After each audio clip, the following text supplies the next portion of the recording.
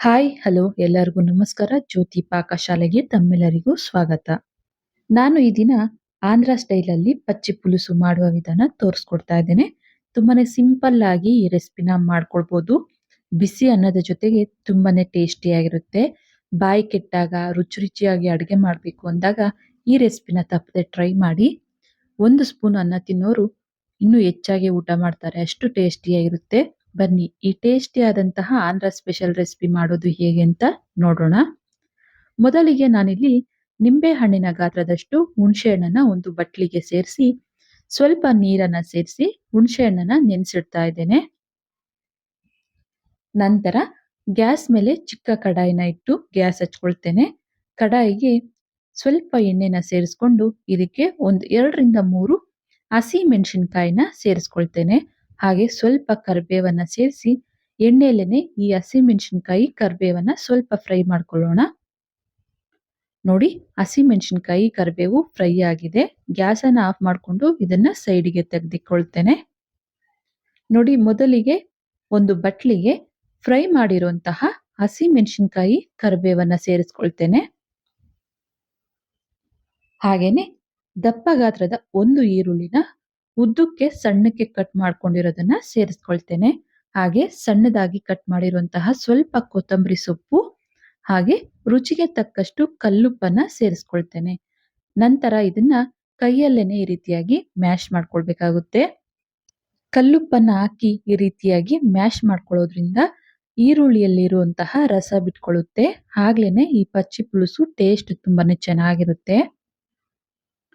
ಈ ರೀತಿಯಾಗಿ ಚೆನ್ನಾಗಿ ಮ್ಯಾಶ್ ಮಾಡ್ಕೊಂಡ ನಂತರ ನೆನೆಸಿಟ್ಟಂತಹ ಹುಣಸೆ ಹಣ್ಣನ್ನ ಕಿವುಚಿ ಹುಣಸೆ ಹಣ್ಣಿನ ರಸನ ಇದಕ್ಕೆ ಸೇರಿಸ್ಕೊಳ್ಬೇಕಾಗುತ್ತೆ.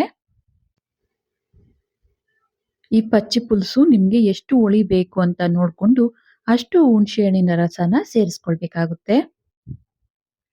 ನಂತರ ಹುಣಸೆ ಹಣ್ಣಿಗೆ ಇನ್ನು ಸ್ವಲ್ಪ ನೀರನ್ನ ಸೇರಿಸಿ ಕಿವುಚಿ ಮತ್ತೆ ಆ ನೀರನ್ನ ಸೇರಿಸ್ಕೊಳ್ತಾ ಇದ್ದೇನೆ.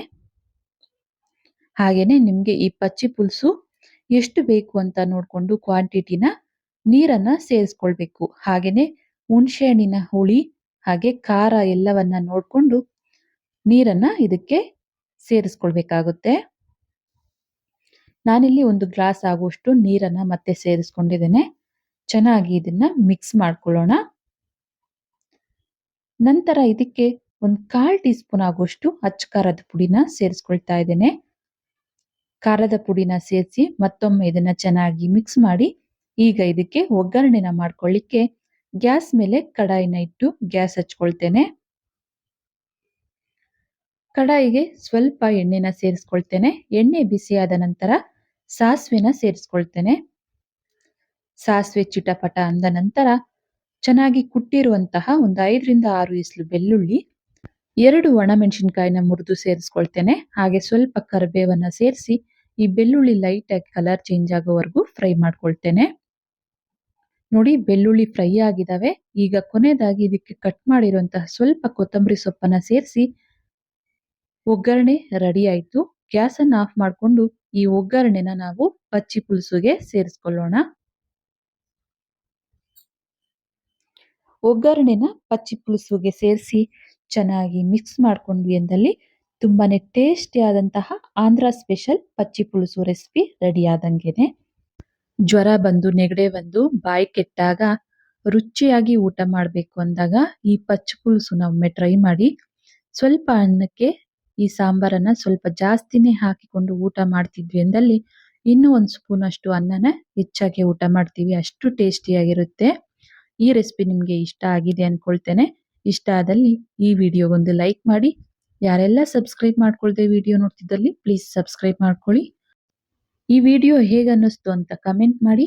ಹಾಗೆ ಈ ವಿಡಿಯೋ ಇಷ್ಟ ಆದಲ್ಲಿ ನಿಮ್ಮ ಫ್ರೆಂಡ್ಸ್ ಅಂಡ್ ಫ್ಯಾಮಿಲಿ ಮೆಂಬರ್ಸ್ಗೆ ಈ ವಿಡಿಯೋನ ಶೇರ್ ಮಾಡಿ. ಧನ್ಯವಾದಗಳು.